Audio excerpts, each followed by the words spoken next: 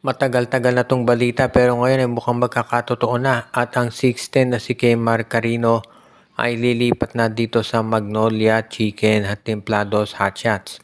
Si Carino ay matagal lang nare-report na baka lumipat sa Magnolia pero mukhang mangyayari na at ang magiging kapalit nito ay itong si Russell Escoto at itong si Rafi Verano.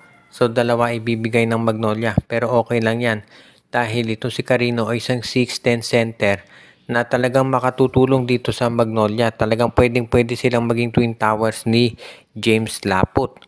Kasi kung magagawa ng Magnolia na makuha to si Carino na hindi tinetrade si Laput, magkakaroon sila ng twin towers at ang magiging power forward nila si Sanggalang at si Lucero. Plus may Yukin Andrada pa sila. So iyan yung maganda para dito sa Hot Shots ngayon kung matuloy nga ito. Mahusay naman ito si Rafi Verano at itong si Escoto. Pero iba syempre kung meron kang makukuhang kay Marcarino na 6'10".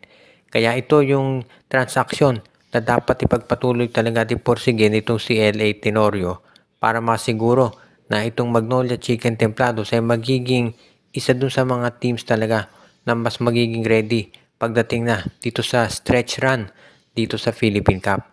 Alam natin na yan talaga ang inaabangan ngayon ng Magnolia. Gusto nilang masiguro na yung kanilang magiging laro ay sasapat para dito sa mga susunod pang mga games. At kung magagawa nga nila yan, ang laking bagay talaga.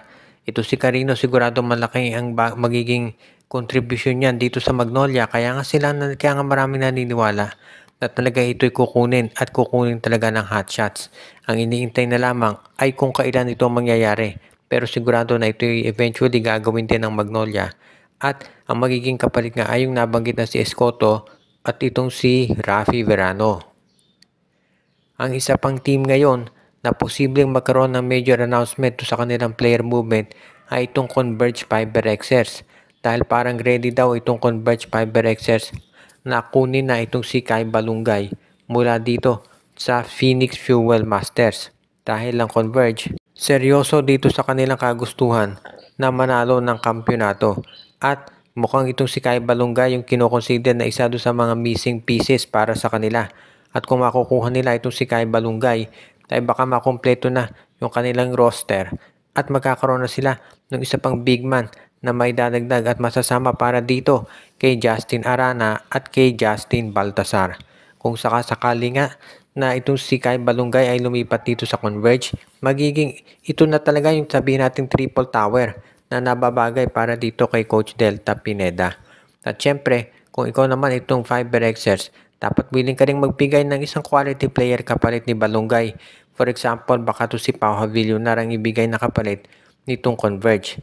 Tandaan natin, padating pa dyan to si David Defonso, so lalong lalalim yung lineup nitong FiberXers sa mga darating na conferences. So kung makuha mo si Kai Balungay at si David Defonso maglalaro pa dyan, magiging matindi na talaga itong koponan ni Coach Delta Pineda at talagang masasabi natin na isa na sila doon sa mga ready na mag-dismantle dito sa pangunguna o palaging pag-champion ng SMC at ng MVP group sa PBA.